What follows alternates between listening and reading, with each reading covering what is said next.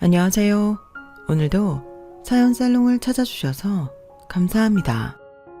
딸아이와 단둘이 살고 있는 돌싱이자 엄마입니다.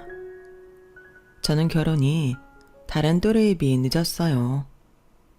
요즘은 결혼을 많이 늦게 한다고 하니 35살이면 양호한 편이라고 하는데, 그때 당시 제 친구들은 거의 다 결혼해서 아이도 있었던 터라 저는 늘 늦은 감이 있었어요. 사실 저는 부모님과 고등학교 때부터 떨어져 생활했기 때문에 가능하면 결혼은 빨리 하고 싶었는데요. 그건 어디까지나 바람일 뿐. 제 꿈이 변호사가 되는 거라 대학 졸업 후 사법고시 공부하느라 남자 만날 기회가 잘 없었어요. 짧기는 틈틈이 연애 비슷한 걸 하긴 했지만 역시 공부에 방해가 되는 것 같아서 3달을 넘기는 경우는 없었죠. 그리고 드디어 사법고시를 패스하고 변호사 배지를 달고서야 저는 연애다운 연애를 할 수 있었는데, 제 연애 상대는 저와 같은 로펌에서 근무하는 사무장이었어요. 그래서 그런가 기껏 어렵게 변호사까지 됐는데 왜 주변에 널린 다른 변호사나 판사, 검사 같은 남자를 만나지 않고 사무장을 만나냐고 제가 아깝다고 말하는 사람들도 많았는데요. 사실 저는 제가 변호사라는 것을 빼면 그리 내세울 것이 없는 사람이었어요. 요즘은 개천에서 용이 나지 않는다고 하잖아요. 아마도 제가 그 희박한 확률의 주인공인 것 같은데요. 그래도 저희 부모님은 아직까지도 작은 지방 면사무소에서 근무하는 공무원이라 그나마 나은 편이지만, 그동안 제 공부 뒷바라지 하신다고 모아둔 돈이 없으셨어요. 그래서 변호사가 되고 제가 다달이 얼마씩 보내려고 하면 그건 극구 사양하셨는데요. 자식한테 뭘 바라고 한 일이 아니니 저희 부모님은 저만 잘 살면 된다고 그 어떤 것도 저한테 바라지 않으셨죠. 그러면서 오히려 저한테 버는 돈 아끼면서 좋은 남자 만나면 시집 가라고 하셨는데, 그래서 늘 한결같이 조건이 아닌 사람의 성품을 보라고 신신당부하셨죠. 그리고 지금은 이혼해서 최악의 관계가 되었지만, 연애할 당시 전 남편은 저와 저희 집에도 지극정성이라 저희 부모님이 마음에 쏙 들어 하셨는데, 그 정도로 전 남편은 싹싹하고 사소한 것도 잘 기억해 챙겨주는 그런 타입이었어요. 그래서 저도 전 남편과 함께 있으면 편하고 심적으로 많이 의지하곤 했는데, 그러다 점점 제가 더 전 남편을 좋아하게 되더라고요. 전 남편은 아무래도 제가 나이도 2살 많고 자신의 상사급인 변호사다 보니 호감은 있어도 선뜻 용기를 내지 못하는 눈치였는데, 제가 그걸 보다 못해 먼저 다가갔어요. 그러니 그제야 남편도 기꺼이 용기를 내더군요. 그렇게 순식간에 저희는 소위 말하는 불이 붙었고 2년 조금 못된 연애 끝에 결혼을 약속했는데, 저희 집에서는 워낙 전 남편을 좋아했던지라 2팔 벌려 전 남편을 당신의 사위로 환영하셨죠. 그리고 그런 환영은 시댁에서도 마찬가지였어요. 제가 남편보다 나이는 많았지만 직업이 변호사다 보니 시부모님, 특히 시어머님이 저를 엄청 좋아하셨거든요. 그러면서 당신은 딸이 없어서 늘 저 같은 딸이 갖고 싶었다며 저한테 잘해주셨는데, 저는 순진하게도 이런 시어머니시라면 잘 지낼 수 있을 것 같다는 어리석은 생각을 했었네요. 전 시댁은 남편이 고등학교 졸업하기 전까지 건물 하나를 통째로 쓰는 S전자 대리점을 하고 계셨는데, 수입이 점차 줄고 20살 이후 어디에 가서 뭘 하고 사는지도 모르는 전 남편의 남동생인 도련님이 학교 다니면서 사고를 빵빵 치는 바람에 가세가 기울었다고 하더군요. 결국 건물 하나를 다 쓰시던 전 시부모님은 어느 골목에 잘 뛰지도 않는 위치로 가게를 이전해야 했고, 그때부터는 거의 인맥장사나 다름없는 것 같았어요. 그래도 다행이라면 빚이 없다는 거였죠. 저희 시아버님이 대출 보증 연체 이런 거라면 아주 치를 떠셨거든요. 그냥 오래됐지만 30평대 자가인 빌라에서 평균적으로 연 3, 4천 수입으로 그럭저럭 먹고 사시는 걸로 시아버님은 만족한다고 하셨는데, 그것도 시아버님이 에어컨 설치 일을 하셔서 그나마 그 정도로 버는 거라고 남편이 그러더군요. 그런데 문제는 시어머님이 그런 자신들의 수입과는 별개로 사치스러운 생활을 하신다는 거였어요. 그러니 그걸로 시부모님이 부부싸움을 자주 하셨다고 하는데, 남편이 성인이 된 이후엔 시아버님 몰래 시어머님 핸드폰 요금도 내드리고 필요하다고 하면 돈을 융통해서 드렸다고 해요. 자기 딴에는 자기가 그렇게 하면 부모님이 싸우지도 않고 집안이 평화로우니 편한 길을 선택한 거겠지만, 그게 근본적인 해결은 아니었으니 그 여파는 저한테도 고스란히 영향을 미쳤죠. 한 번은 결혼 준비로 바빴던 어느 날 시어머님이 저한테 하실 말씀이 있으시다면서 찾아오셨거든요. 아가, 사실 내가 고민이 하나 있어. 고민이요? 무슨 고민이신데요? 실은 우리 근석이가 워낙에 지 엄마를 끔찍하게 여겨서 지 아빠 몰래 핸드폰 요금도 내주고 나 어디 가면 용돈도 주고 그랬는데, 그런 아들이 장가를 가면 아무래도 내가 그것들이 끊길까봐 걱정이 되지 않겠니? 물론 우리 착하고 능력 있는 변호사 며느님이 그깟 돈에 째째하게 굴 것 같지는 않지만, 내가 그 돈이 없으면 사는데 조금 지장이 있어. 너도 들어서 알지? 내가 워낙 사교성이 좋아서 노래교실도 다니고 항공무용도 하잖아. 근데 그것들이 다 돈이 필요한 거라. 아, 그러니까 어머님 말씀은 지금 근석 씨한테 받고 계신 건 계속 받았으면 하시는 거죠? 그래. 역시 똑똑한 변호사라 그런지 말귀도 잘 알아듣고. 설마 결혼했다고 매몰차게 뚝 끊어버리진 않을 거지? 너도 이제 겪으면 알겠지만 네 시아버지가 아주 돈이라고 하면 치사해. 나 아직도 가계부 써서 검사 받는다. 같이 일해도 용돈 한번 챙겨주지도 않으면서 말이야. 어머니, 걱정하지 마세요. 아무리 결혼했어도 그걸 갑자기 끊을 수는 없죠. 대신 더 달라는 말씀은 안 하실 거죠? 뭐? 그거야 나도 모르지. 내가 변호사 며느리 얻는다고 소문이 자자해서 주변에서 한턱 쓰라고 난리거든. 그럼 아무래도 지금 받고 있는 돈으로는 부족할 수도 있겠지. 그래도 지금 당장 더 달라고는 안 할게. 그냥 네가 눈치껏 나 있을 때 조금만 더 챙겨다오. 막말로 우리 아들 너보다 나이도 어리고 착해서 딴짓 안 할 거고, 그런 남편감이 어디 있니? 그러니까 너도 굳이 내 아들이랑 결혼하는 거 아니야? 네? 그야 근석 씨가 사람이 좋아서. 그거 봐. 내 아들이 비록 너처럼 변호사는 아니지만 법대 나왔고 웬만한 변호사는 뺨치지 않니?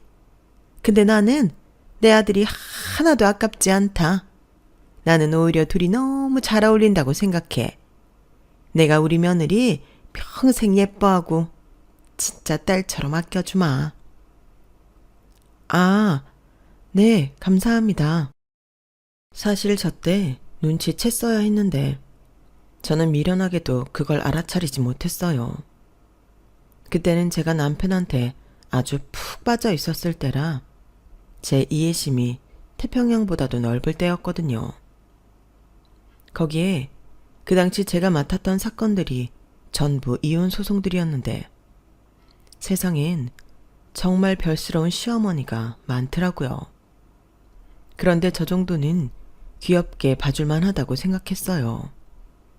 그런데 그건 어디까지나 남의 일이고 제 일이 되는 순간 사소한 작은 거라도 그 차이는 확연하게 다르더군요. 그래도 그때는 제가 그 정도는 커버할 수 있다고 생각했어요. 남편도 그런 저를 고마워하며 저와 저희 집에 한 번이라도 더 잘하려고 노력까지 했으니 저희는 우여곡절이 한 번 있긴 했지만 무사히 결혼식까지 할 수 있었죠. 왜 다들 결혼 준비하면서 크고 작은 갈등은 있잖아요. 저도 예외는 아니었어요. 앞서 우여곡절이라고 말한 이유도 그것 때문인데요. 저희 시부모님이 전자제품 대리점을 하신다고 했잖아요. 그래서 암묵적으로 신혼살림 중 가전제품은 시댁에서 장만하려고 했는데 내심 시부모님이 가격을 좀 좋게 해주시던가 아니면 뭐라도 하나 정도는 챙겨주시겠지 하는 기대를 했던 저였는데 돌아온 결과는 완전히 뒤통수를 얻어맞은 격이었어요. 제가 알아본 견적보다 훨씬 비싼 물건들로 푸쉬하셨는데 이유는 빤했죠. 예, 가전제품은 한 번 사면 10년은 넘게 써. 그러니까 이왕이면 제일 좋은 걸로 하는 게 남는 장사야? 라며 TV며 냉장고 등 제일 크고 제일 신상으로 리스트를 뽑으셨는데 문제는 바보 같은 남편이 시어머님께 자기 카드를 드렸다는 거예요. 남편 말로는 시어머님이 알아서 결제해 주시겠다고 카드를 달라고 했다는데 시어머님은 저한테 물어보지도 않으시고 남편 카드로 그것들을 전부 할부로 결제했더군요. 그 덕에 그 카드값 갚느라고 저와 남편이 생활비도 줄여가며 1년 동안 힘든 생활을 해야 했어요. 할부 기간 12개월이었거든요. 저는 홧김에 남편 카드니 남편 보고 알아서 하라고 하고 싶었는데 별 다른 걸 쓰지 않아도 할부 때문에 월 200만 원씩 나오는 남편 카드값을 어찌할 수는 없겠더군요. 그 일이 있고 난 후로는 시어머니는 저와 남편이 아주 떼돈을 번다고 생각하시는 것 같았어요.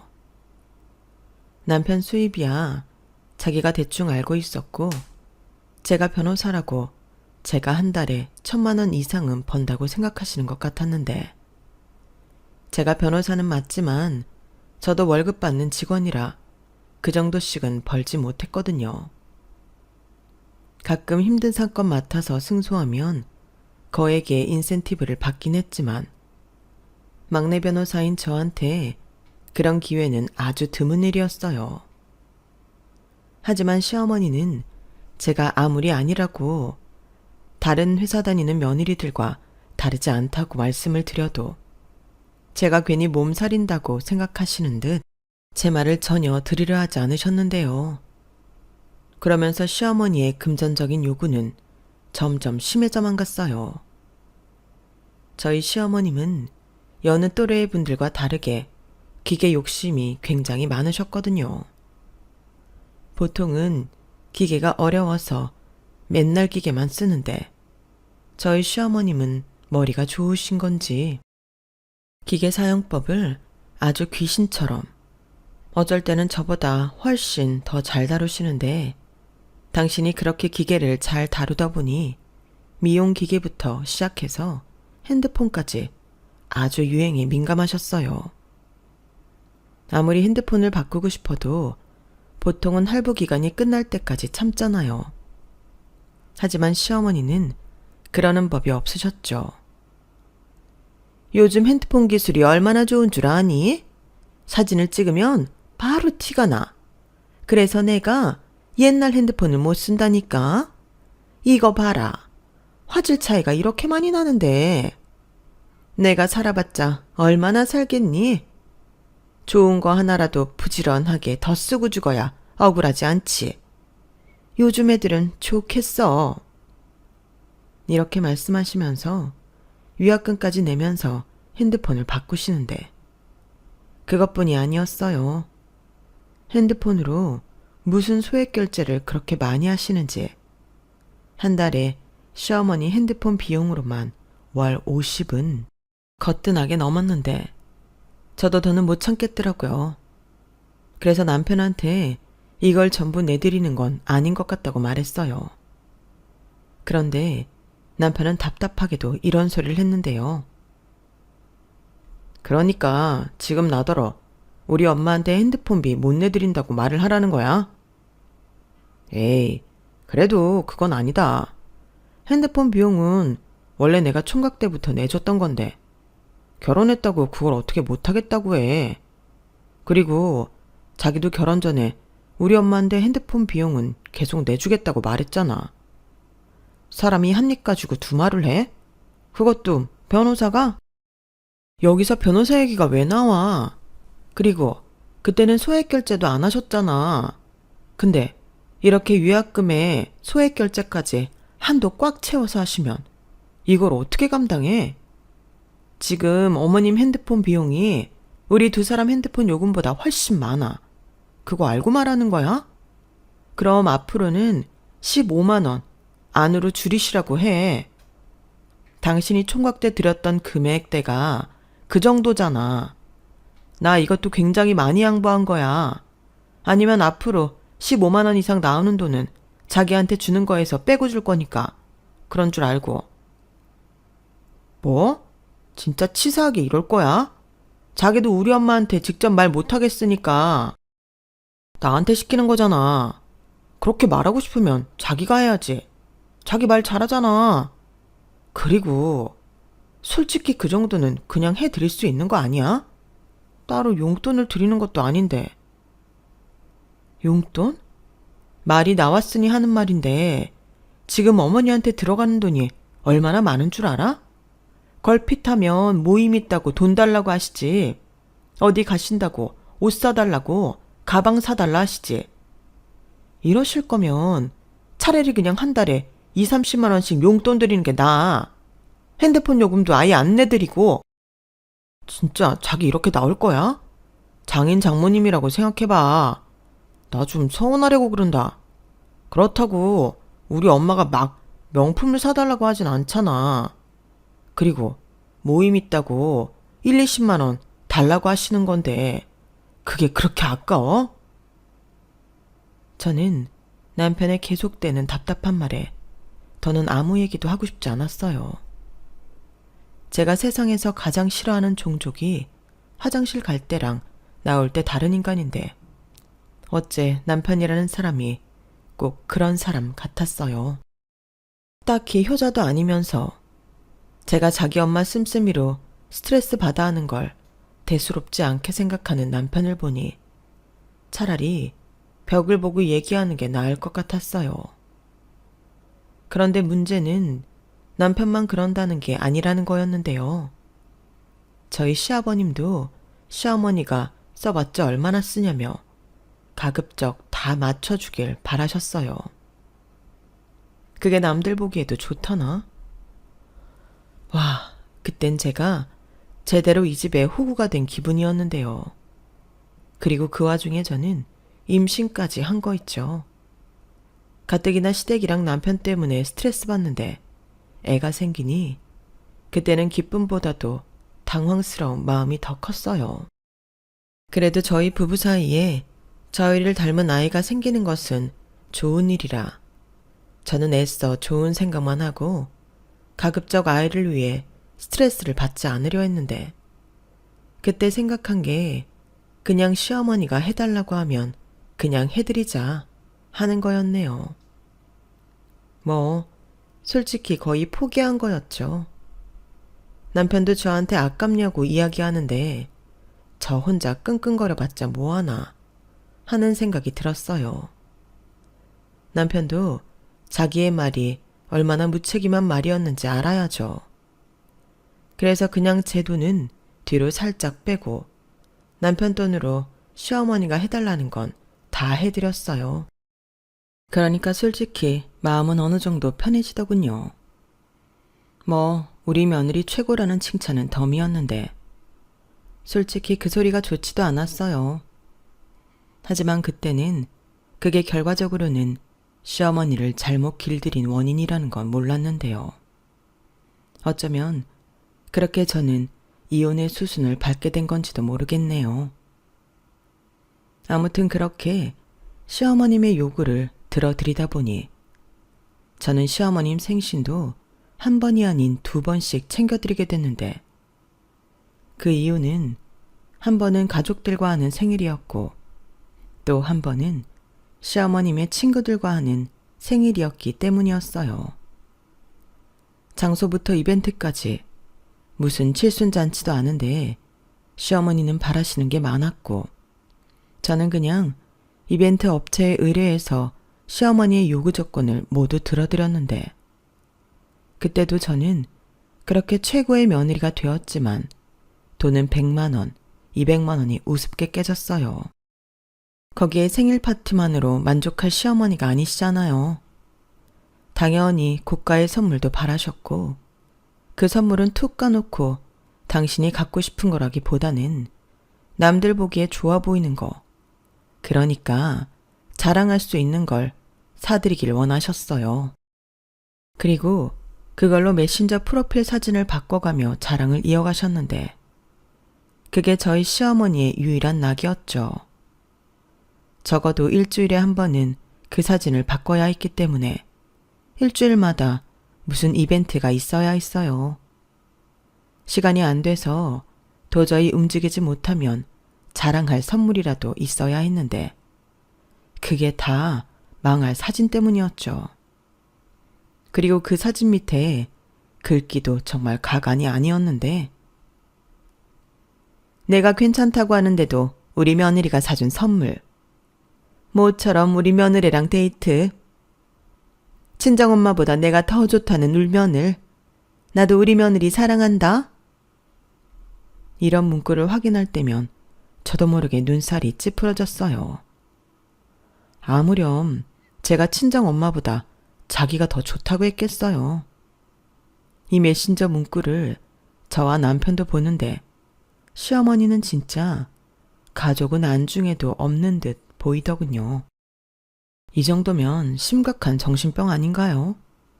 그리고 그 망할 자랑용 사진 때문에 시어머니는 걸핏하면 저에게 선물을 요구하시거나 어딜 가야만 한다고 하셨는데 정말 스트레스였어요.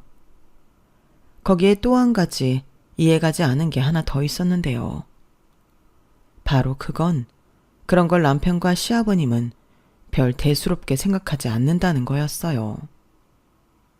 제가 참다가 이건 아니다 싶어 뭐라고 말을 하려고 하면 그것도 안 하려고 하는 나쁜 며느리로 몰아가는데 제 속만 뒤집혔죠.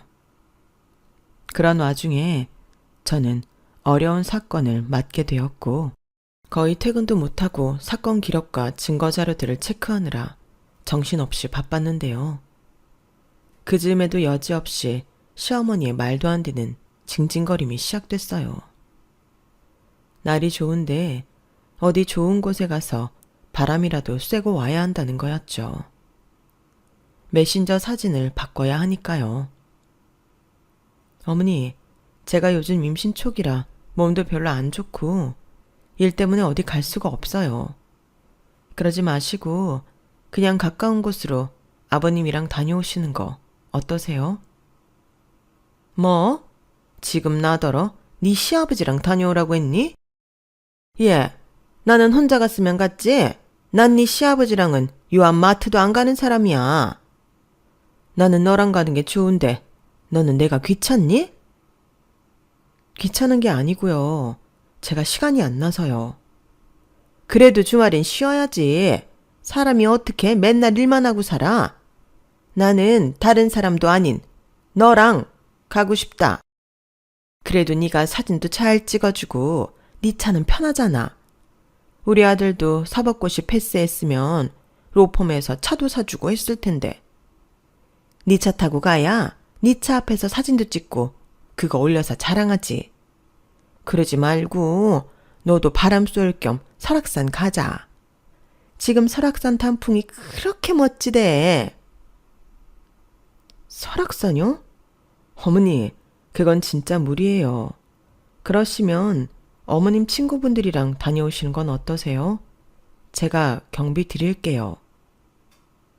예, 너는 돈이면 다인 줄 아니? 나는 너랑 가고 싶다고. 이렇게 며느리가 시애미 마음을 몰라줘요. 너 이제 애 낳으면 애 핑계로 더 나랑 안 다녀줄 거잖아. 나처럼 며느리 좋아해주는 시어머니가 또 어딨다고? 아, 진짜. 그때는 그냥 무관심한 시어머니를 둔 다른 직원들이 너무 부러웠어요. 이건 뭐 2번 좋아했다가는 남편이 아닌 자기랑 살자고 할 판 같았거든요. 하지만 저도 질 수는 없었어요. 일단 일이 우선이었기 때문에 이번은 어쩔 수 없다고 죄송하다고 말하고 전화를 끊었는데 제가 전화를 끊자마자 시어머니는 계속 제 핸드폰에 전화를 거시더군요. 네가 이기나 내가 이기나 한번 해보자는 것 같았어요. 그리고 제가 전화를 계속 받지 않자 장문의 문자가 날아왔는데 내용은 대략 자기는 며느리와 좋은 시간 갖고 그걸로 다른 사람들한테 자랑하는 게 유일한 낙인데 그걸 몰라줘서 자긴 너무 서운하고 우울하다고 하는데 저는 정신병 걸릴 것 같다고 답장 쓰고 싶었지만 그건 차마 예의가 아닌 것 같아서 아무런 답도 하지 않았어요. 그 대신 똑같이 퇴근 못하고 있는 남편을 불러 하소연하듯 얘기했는데요. 남편은 그때도 시큰둥한 반응을 보이며 저한테 이렇게 말했어요. 그러게, 왜 처음부터 우리 엄마를 그렇게 길들였어? 그건 다 자기 때문이야. 자기도 솔직히 좋은 며느리 되고 싶어서 그랬던 거 아니야? 이제는 어쩔 수 없어. 우리 엄마가 그렇게 자기가 좋다는데 어떡해? 그냥 사랑받는 며느리의 숙명이라고 생각하고 좀 맞춰줘. 이젠 나도 중간에서 어쩔 수가 없어. 어쩔 수가 없다고? 그리고 내가 그렇게 어머니를 길들였다는 거야? 내가 핸드폰 요금부터 하나하나 따졌을 때 자기 나한테 뭐라고 했어? 그 정도는 해줄 수 있는 거 아니냐고 사람 치사하게 만들었었잖아. 그래서 해달라고 하시는 거 그냥 다 해드렸었는데 이젠 나 때문이라고? 자기 내가 힘든 건 진짜 안 보이는 거야? 내가 재판 준비 때문에 지금 얼마나 바쁜데. 재판 준비 뭐? 자기 혼자 해? 나도 같이 하잖아. 뭐야? 지금 자기가 변호사라 나보다 더 중요한 사람이라고 말하고 싶은 거야? 뭐라고? 내가 언제? 남편은 연애할 때는 전혀 그런 기미를 보이지 않더니 결혼하고 얼마 지나지 않아서부터는 제가 변호사라 사무장인 자기를 무시한다는 듯의 말을 하기 시작했어요. 처음에 그 소리를 들었을 때는 황당하고 어이가 없었는데 지금 생각해보면 남편은 이미 제가 변호사고 자기가 사무장이라서 스스로 열등감을 갖고 있었던 것 같네요. 연애할 때는 세상 그렇게 좋은 남자인 척 저와 저희 집에 잘 하더니 저런 열등감을 품고 있을 줄이야. 저는 꿈에도 몰랐죠. 하지만 그런다고 이제 와서 뭘 어쩔 수 있나요? 이미 저희 부부에겐 곧 태어날 생명이 존재했고 제 안에는 그래도 남편에 대한 애정이 남아있어서 관계를 잘 풀어보고 싶은 마음이 많았는데 거기에서도 여전히 시어머니 저희 부부의 걸림돌이었어요. 그래서 저는 무리가 되지 않는 선에서는 시어머니와 잘 지내려 노력했는데요. 시어머니의 자랑질 맞춰주는 게 성격상 잘 맞진 않았지만 시집살이를 시키는 것도 아니고 어디 가서 제 험담을 하시고 다니는 것도 아니니 최대한 좋게 생각하려고 했어요. 그러면 적어도 남편이랑 시어머니 일로 다투는 일은 없을 거라고 생각했죠. 하지만 그것도 저만 노력한다고 되는 일은 아니었어요. 사실 따지고 보면 시어머님도 시어머니지만 시어머니와 어울려 다니시는 그 친구들이 문제더군요. 시어머니와 친하고 그래서 자주 본다는 그 친구들은 그렇게 모이면 자랑 배틀을 시작하시나 보더라고요. 저희 어머니 친구들은 대기업 다니는 며느리, 약사 며느리, 교사 며느리를 두고 있었는데 겉으로는 웃고 있지만 속으로는 아주 경쟁이 치열했어요. 그리고 저희 시어머니도 제가 변호사라는 이유로 저 사람들 앞에서 꿀리고 싶지 않으셨던 모양인지 늘 저한테 분발해야 한다며 저를 옥죄셨어요. 아니, 제가 왜 그 얼굴도 모르는 며느리들과 경쟁을 해야 하죠? 그리고 그 며느리들이 정말 그렇게 다 해주는지도 솔직히 의심스러웠어요. 하지만 확인할 방법은 전혀 없었죠. 그런데 남편이 어느 날은 이런 소리를 하더라고요. 우리 엄마가 가게 이전하고 한동안 대인 기피증 같은 게 걸려서 사람 만나는 걸 힘들어했어. 근데 자기가 우리 집 며느리가 되고 사람들이 변호사 며느리 봐서 부럽다고 하니까 자기도 모르게 계속 그러는 것 같아. 나도 솔직히 저러다 말겠지 하긴 했는데 지금은 그런 모습도 짠하게 보이네. 그러니까 자기가 가급적이면 우리 엄마 비위 좀 맞춰줬으면 좋겠어. 대신 나도 장인 장모님한테 잘할게. 우리 아빠도 말씀은 안 하시지만 자기한테 엄청 고마워해. 물론 나도 고맙고. 저는 벨도 없이 남편 말에 그럴 수도 있다 라며 시어머니를 치근하게 보려고 노력했어요. 그리고 남편이 중간에서 얘기를 했는지 시어머니도 제가 좀 난처해하면 한 발 물러서는 모습을 보이셨는데 이렇게만 유지된다면 큰 문제는 없을 거라고 생각했네요. 하지만 그래도 며느리는 며느리라고 시어머니를 전부 이해할 순 없었어요. 특히 명절이 그랬는데 저는 형제가 없어서 명절엔 하룻밤을 자더라도 친정에는 꼭 가고 싶은 마음이 컸는데 시어머니는 그런 저를 항상 붙잡고 싶어 하셨어요. 네가 이틀 내내 우리 집에 있어서 너무 좋았는데 당장 네가 친정에 간다고 생각하니 내 마음이 벌써 우중충해지는 것 같다. 그냥 명절 연휴는 여기서 보내고 친정은 주말에 차 안 막힐 때 가면 안 되니? 어머니, 주말은 주말이고 명절인데 저도 친정에 가야죠. 저는 다른 형제도 없어서 저희 부모님이 저만 기다리시잖아요. 아니, 너는 몸도 무겁고 꼴랑 하루 다녀오자고 차도 막히는데 그럴 필요가 있을까 해서 근석이 운전시키는 것도 마음에 걸리고. 어머니, 그것 때문에 그러시는 거예요? 이 힘들까 봐? 아니, 꼭 그렇다는 건 아니고 내가 그냥 너랑 같이 있고 싶어서 그래. 막내 놈은 어디서 뭘 하는지 소식도 모르고 우리도 근석이 하나 있는 거나 다름없이 사는데 니들이 휙 가버리면 너무 허전하잖아. 그래 자기야, 우리 명절은 그냥 여기서 지내고 금요일 저녁에 퇴근하면 바로 처갓집에 가서 2박 3일 있다가 오자. 거기까지 갔는데 하루 자고 또 차 막혀 오는 것도 그렇잖아. 자기 홀몸도 아닌데. 저는 눈치 없는 남편의 말에 짜증이 확 났어요.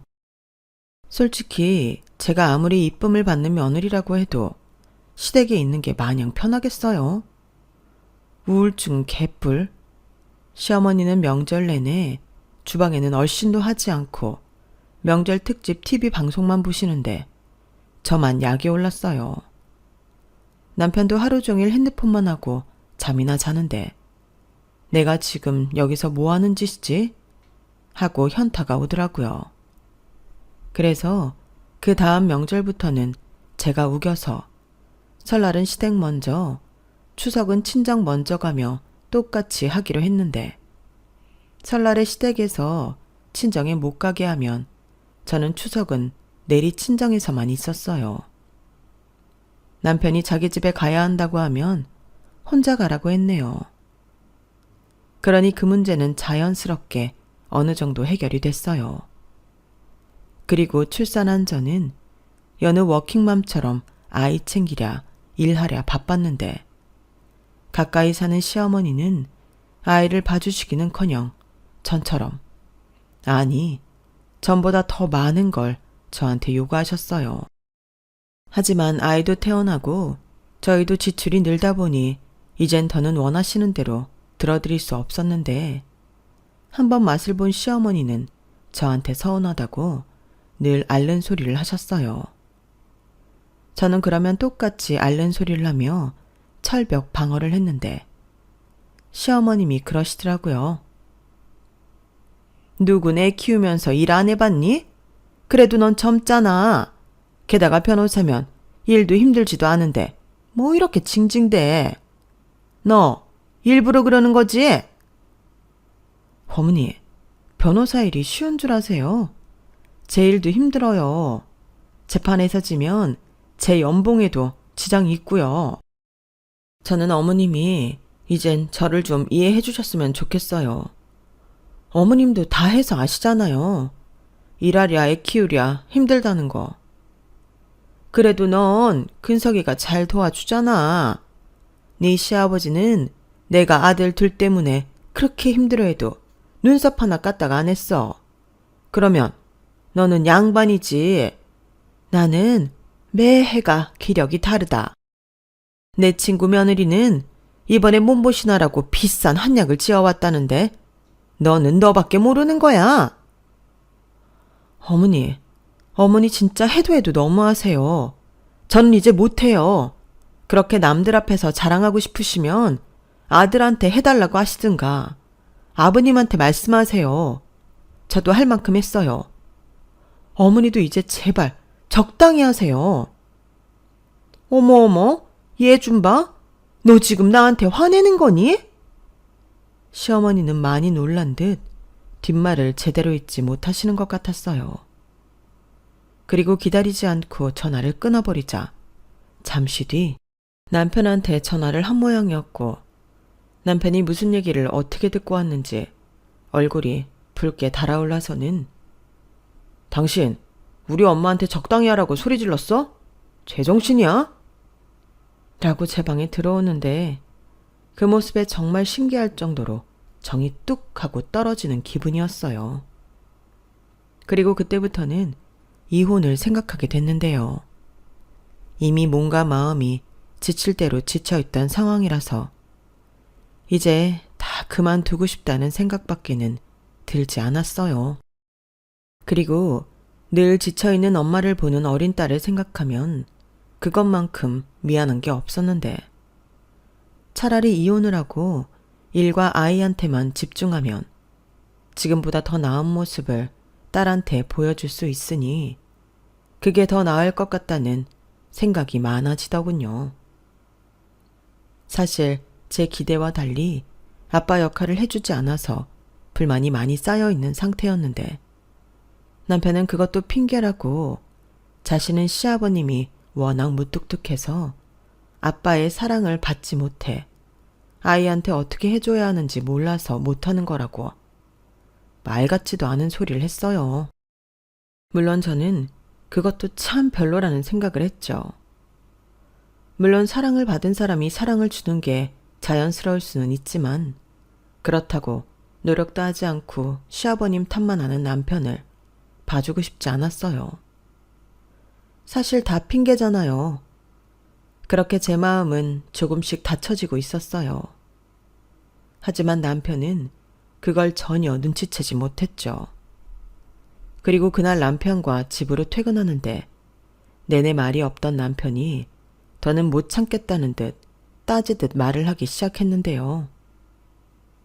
근데 정말 당신이 우리 엄마한테는 더는 못하겠다고 했어? 자랑질에 환장했냐고. 그렇게 소리치면서 적당히 하라고 했냐고. 저는 남편의 말에 황당했어요. 뭐 제가 그런 뉘앙스로 이야기한 건 맞죠. 그런데 다르고 다르잖아요. 그런데 시어머님이 자기 아들한테 그렇게 얘기를 했다는 게 저는 어처구니가 없었어요. 시어머니는 저와 당신 아들이 싸우길 바라시는 것 같았죠. 그래서 지지 않고 말했어요. 어머님이 그렇게 말씀하셔? 내가 자랑질 환장했냐고 했다고? 논지 흐리지 말고 했어 안 했어 그것만 얘기하면 되잖아. 자기 요즘 맡은 사건이랑 육아 때문에 힘든 건 아는데 사람이 어떻게 어른한테 그런 소리라냐? 그건 우리 엄마 무시하는 거고 우리 집을 무시하는 거잖아. 논지 흐리는 게 아니고 자기는 내가 힘든 건 알아도 같이 해주고 싶은 마음은 없잖아. 그리고 말이 나온 김에 따져보자. 자기는 정말 모르는 거야? 자기 어머니가 정도가 심하다는 거.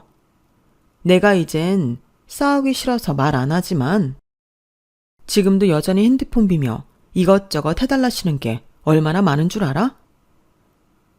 그렇다고 자기가 그걸 다 해주는 것도 아니잖아. 해주는 것도 아니면서 그렇게 소리칠 자격 있어? 자격? 나도 사람이야. 내가 뭐 갑자기 이래? 나는 전부터 이제 안 들어주겠다고 어머니께 말씀드렸어. 근데 지금 봐봐. 어머님이 집요하게 계속 말하시잖아. 언제는 내가 그렇게 기를 들여서 그런 거라며. 그래서 내가 지금이라도 잘못된 걸 고치려고 그런 거야. 저는 지지 않았죠. 그러자 남편은 그동안 수면으로 나올까 말까 했던 그 본색을 드러내더군요. 솔직히 말해. 막상 나랑 결혼하니까 내가 사무장이라 우습지. 근데 우리 엄마가 계속 자기한테 이것저것 바라니까 짜증 난 거잖아. 만약 내가 자기처럼 똑같은 변호사였어도 그랬을 거야? 오늘처럼 우리 엄마한테 적당히 하라고 말했겠냐고. 뭐? 자기는 나랑 살면서 내내 그런 생각을 했던 거야? 난 단 한 번도 자기가 사무장이라서 우습게 생각한 적 없어. 그건 자기 열등감이지. 그런 열등감이 있으면서 나랑은 어떻게 결혼했어? 난 자기가 착하고 세심해서 자상하니까 좋아서 결혼한 거야. 결혼하면 가정적이고 아이한테도 좋은 아빠가 되어줄 거라고 생각해서. 그런데 지금 자기를 봐. 설마 내가 이렇게 살려고 자기랑 결혼했다고 생각해? 어머님 일도 그래. 거꾸로 우리 엄마가 자기한테 맨날 뭘 그렇게 요구하면 자기는 어떻게 할 건데? 막말로 어머님 내가 좋아서 그런 게 아니고 남 앞에서 자랑하려고 자꾸 나 이용하시는 거잖아. 야, 아무리 그래도 그렇지 지금 그 말은 너무 심하잖아. 이용하긴 뭘 이용해? 우리 엄마는 그냥 순수하게 널 좋아해서 자랑하고 싶은 거야. 우리 엄마는 내가 더 잘 알아. 저는 그 말에 헛웃음이 나왔어요. 도대체 뭘 잘한다는 건지. 남편의 말이 정말 말처럼 들리지 않더군요. 그리고 그날 이후 저희는 한마디도 하지 않았어요. 출퇴근도 따로 했고 남편은 사람들 눈 때문인지 점심은 단백질 쉐이크로 대신했는데 저는 그러거나 말거나 다른 직원들이랑 똑같이 식사를 했죠. 그러다 12월이 다가왔어요. 월말이다 보니 저도 일이 많았는데 시어머님이 또 전화를 하셨더군요. 솔직히 받고 싶지 않았어요. 그래서 무시하고 받지 않았는데 문자로 얘 아가, 너 나한테 많이 서운하냐? 미안하다. 내가 네가 너무 좋아서 오바했어. 기분 풀고 우리 대화하자. 내가 네 얘기 다 들어줄게. 라고 보내셨는데 다 읽고 나니 마치 어디서 보고 있는 듯 전화를 하시더군요. 그래서 그때는 전화를 받았어요. 그런데 시어머니는 문자 내용과는 다르게 여기저기 아프시다는 말로 시작을 하셨고, 급기야 제가 이혼할 수밖에 없는 구실을 만들어주셨어요. 찬바람이 불기 시작해서 그런가? 여기저기 안 아픈 곳이 없다. 이럴 때는 온천하면 진짜 좋은데 우리 며느리는 여행 갈 시간이 있나? 아니요. 저는 연말이라 바빠서 그런 시간이 없어요. 그렇지? 하기사 네가 좀 바쁘니? 그래서 내가 너 귀찮게 안 하려고 이번에 친구들이랑 가까운 온천에 가려고. 네가 비행기랑 온천 있는 그 뭐냐, 호텔인지 료칸인지 좀 알아봐 다오. 료칸이요? 어머님, 그러니까 일본 가신다는 말씀이세요? 그래, 온천은 뭐니 해도 일본이지. 네가 지난번에 나한테 친구들이랑 설악산 가라고 했잖아. 내가 그래서 이번에도 네가 그럴까봐 친구들한테 미리 싹 말했다. 이번엔 부부 동반으로 가려고. 네 시아버지도 웬일인지 가겠다고 하더라.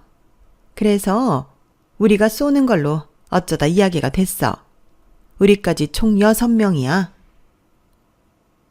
어머니, 그래, 이번이 마지막이야. 내가 이미 뱉어놓은 말이 있어서 이번엔 어쩔 수가 없었어.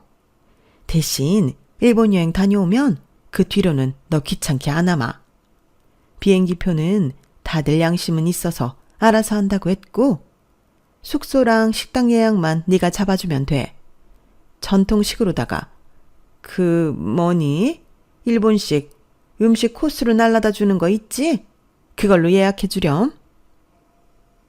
저는 그러면 그렇지 하는 생각이 들었어요.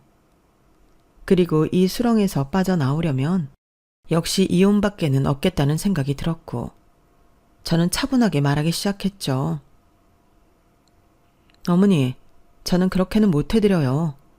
그리고 전에도 말씀드렸는데 제가 아무리 변호사라고 해도 그런 큰 돈을 턱턱 내드릴 수는 없어요. 뭐? 아니, 이미 친구들한테 다 얘기를 했다니까? 너 내 체면은 전혀 생각하지 않는 거니? 그깟 여행이 뭐 얼마나 나온다고? 못해도 500만 원 이상은 나오겠죠. 6분이 한 방에서 주무실 것도 아니잖아요. 그리고 1박만 하시고 오실 거세요? 최소 2박 3일 정도는 계실 거고. 잘하면 7, 800도 나오겠네요. 아니, 그래도 내가 이번이 마지막이라고 하잖아. 어떻게 좀 해줘라. 니들이 아무리 돈이 없어도 1000만 원도 없니? 정 그러면 대출이라도 받아. 너 변호사라 신용도 좋을 거잖아. 아니면 카드 결제로 장기 무이자 하든가. 나 이거 어그러지면 쪽팔려서 노래교실이랑 한국무용 못 다녀. 그럼 다니지 마세요. 솔직히 어머님 형편이 지금도 과하시죠. 저는 이제 그 어떤 지원도 못 해드릴 것 같아요. 핸드폰 비용도 이젠 내드리지 않을 거니까 알아서 쓰시고요. 뭐야? 네가 전에 하도 지랄해서 내가 소액 결제도 안 하는데 왜 핸드폰 요금도 못 내준다고 하는 건데? 그야 어머님이 걸핏하면 위약금 붙여서 핸드폰 바꾸시고 그러시니까 그러죠. 그리고 여행은 어차피 저랑 상의하고 결정하신 거 아니니까 어머님이 알아서 하세요. 대출을 받아서 기분을 내시든 알아서 하시라고요. 저는 이제 그만하고 싶어요. 너 미쳤니? 그만하긴 뭘 그만해. 넌 내 며느리로 있는 한 평생 해야 해. 어린 남편 데리고 살면서 시댁에 그 정도도 안 하려고 했어? 네, 저는 그런 생각 안 하고 결혼했어요.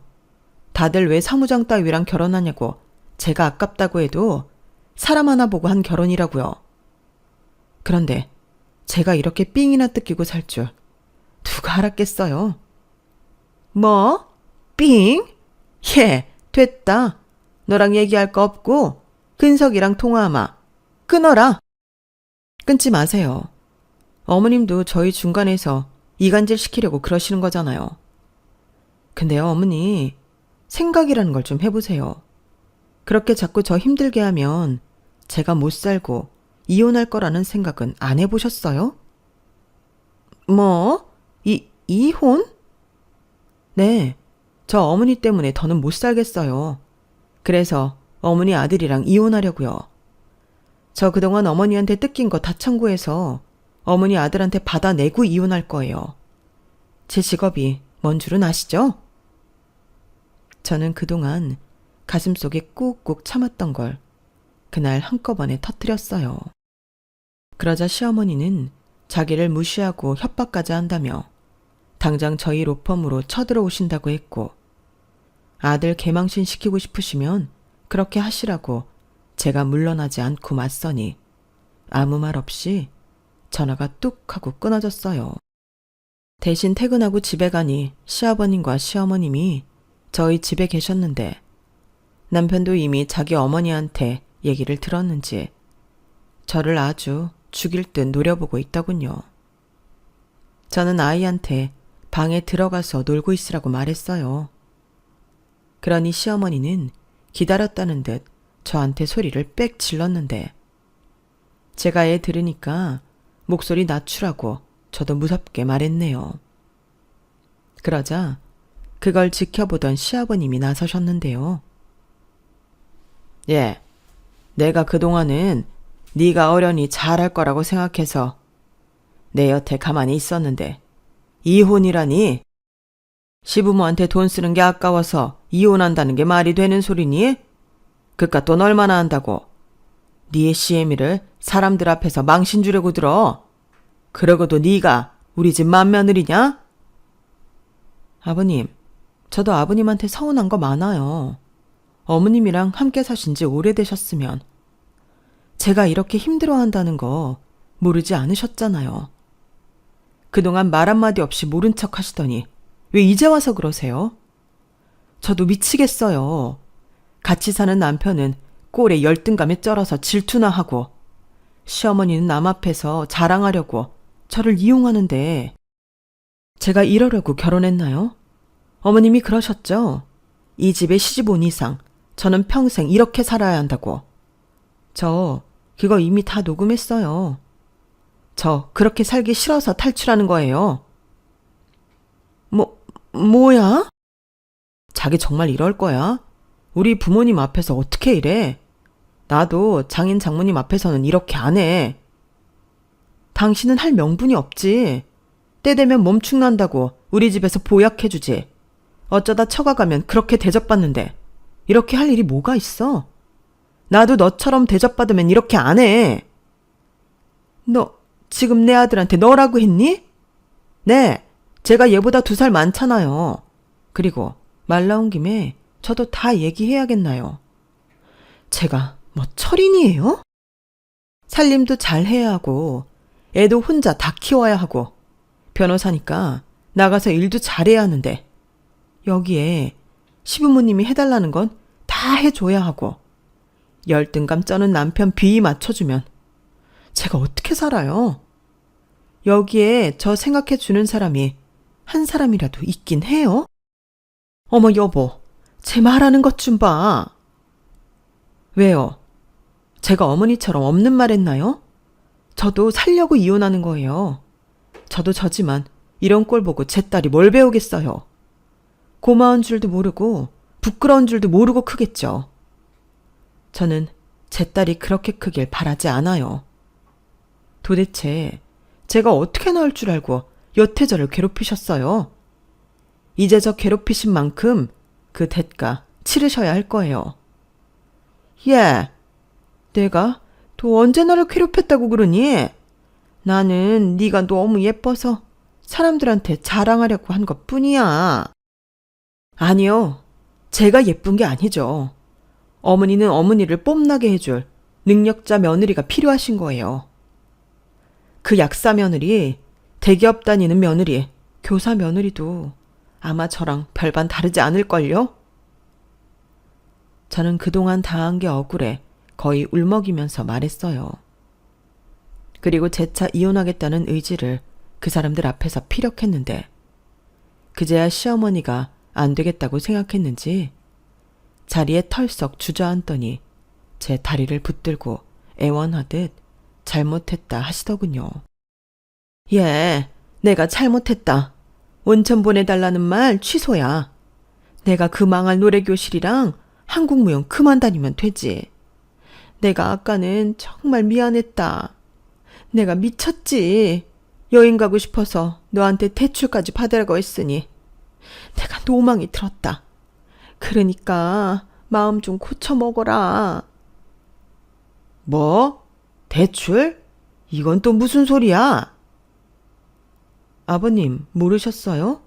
어머님이 제가 돈 못 보내드린다고 하니까 대출 받아서라도 보내달라고 하셨어요. 그거 아니면 장기 무이자로 카드라도 긁으라고 하시던걸요.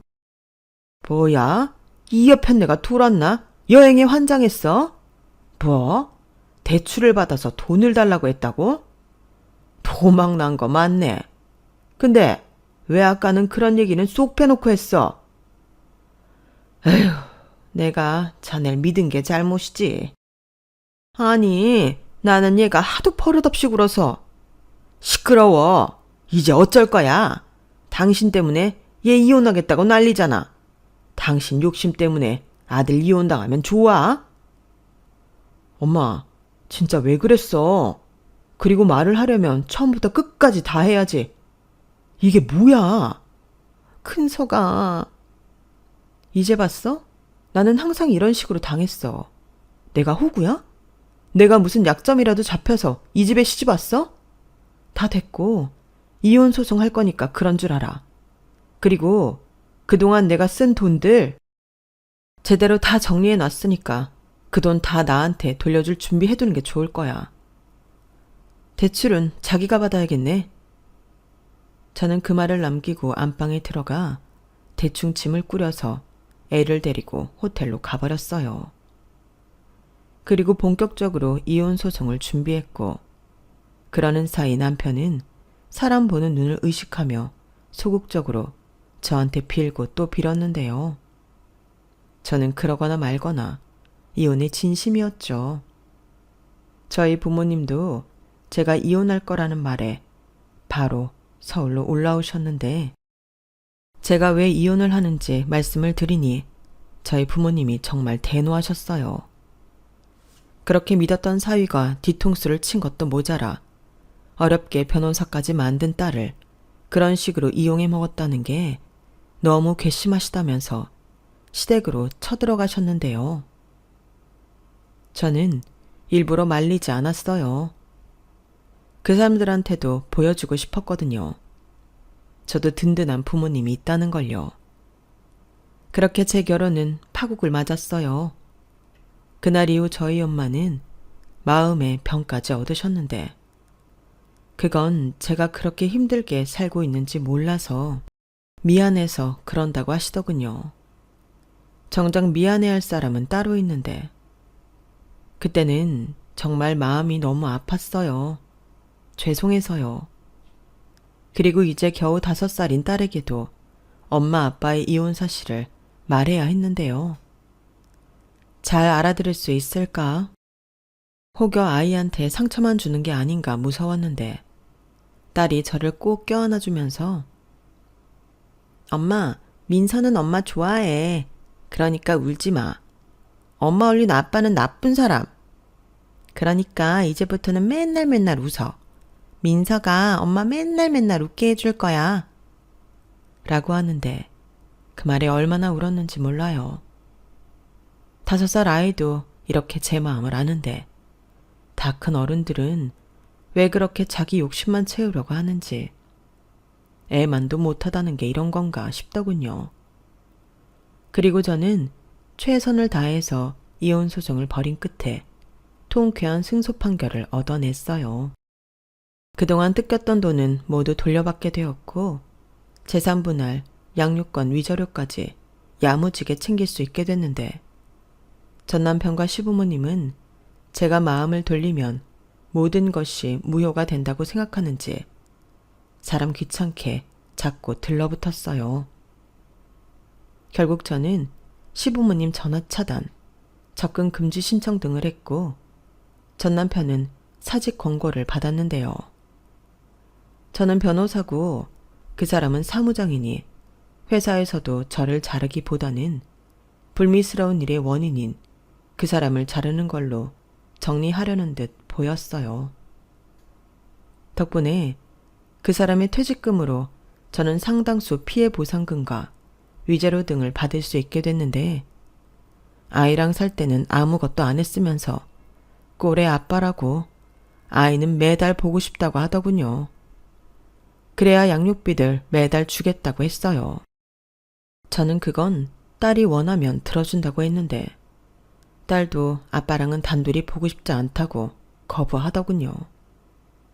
그러게 진작 아빠 노릇을 했으면 이런 일은 없었겠죠. 그리고 로펌에서 나간 전 남편은 그제야 자신의 잘못을 깨달았다며 한 번만 용서해주면 자기 엄마와는 연 끊고 그때는 정말 저와 딸을 위해 살겠다고 매달렸는데, 저는 기회를 주고 싶지 않았어요. 이미 제 마음이 질릴 대로 질려 떠나버렸거든요. 그런데요, 정말 웃긴 건 뭔 줄 아세요?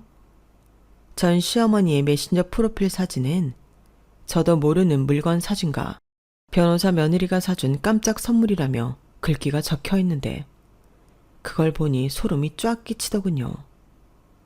사람 절대 변하지 않는다는 말이 제 전 시어머니를 두고 한 말인 것 같아요. 그리고 그 사진과 그 글귀는 한동안 계속 올라와 있었는데, 결혼한 지 3년이 넘어가는 지금은 메신저를 아예 없애버린 건지 알 수 없음이라고 되어 있네요. 저도 그렇게 영원히 알 수 없었으면 좋겠어요. 전 남편은 그래도 사람이 성실해서인지 다른 작은 변호사 사무실에 취직을 했다고 했어요. 그리고 아직도 아이는 아빠를 만나고 싶어 하지 않는데, 그래도 양심은 있는지 꼬박꼬박 양육비는 보내더군요. 그러면서 언제든 딸이 원하면 보고 싶다는 뜻을 전하고 있는데, 그 전에 그 인간이 했던 말이 요즘 자꾸만 떠오르는 거 있죠. 자기는 사랑을 받지 못해서 어떻게 주는지 모른다고. 그 인간이 이번 기회에 그걸 조금이라도 배웠으면 좋겠어요. 사랑은 받지 못했어도 줄 수는 있는 거잖아요. 기다려주고 이해해주고 든든한 편이 되어주는 것. 그런 걸 그 사람도 알았으면 합니다. 그리고 그 사람의 엄마도 남들 시선 말고 진짜 어른이 되었으면 하는 바람이 있는데요. 어쩌면 이건 좀 어려울 것 같다는 생각도 드네요. 결국 저와 이혼하면서 시부모님 사이도 금이 갔거든요. 시아버님은 이혼을 요구하신다고 들었는데, 어머니는 이젠 집에서 아무도 만나지 않고 조용히 살겠다며 설설 기어서 겨우 가정의 형태만 유지한다고 하는데, 이런 마음을 갖는 게 별로라는 걸 알지만 자업자득이라고 생각해요. 이참에 저한테 했던 것 그 이상으로 마음고생 좀 하셨으면 합니다. 그리고 저는 지금까지도 로펌에서 변호사로 일하며 충실하게 살고 있어요. 딸아이는 어느덧 초등학교에 입학했는데, 글쎄 꿈이 엄마처럼 멋있는 변호사가 되는 거라고 하네요. 저는 별로 그렇게 멋있는 변호사는 아닌데, 아무래도 딸 때문에 멋있는 변호사가 되어야 할 것 같습니다. 그래서 오늘도 저는 정의를 위해 최선을 다하는 변호사가 되기 위해 노력하는데요.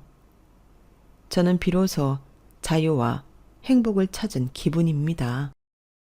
저에게 결혼은 최악이었지만 그래도 보물 같은 딸아이를 얻을 수 있어서 한편으로는 다행이라고 생각해요. 부디 저와 딸이 앞으로도 씩씩하게 잘 살아갈 수 있길 많은 분들이 응원해 주셨으면 좋겠습니다. 그럼 지금까지 제 이야기를 들어주셔서 대단히 감사드리고요. 항상 건강하시고 행복하시길 진심으로 바랄게요. 안녕히 계세요. 여러분, 사연 댓글에 응원과 현명한 조언 부탁드려요. 좋아요와 구독은 저에게 큰 힘이 됩니다. 오늘도 좋은 일 가득하세요.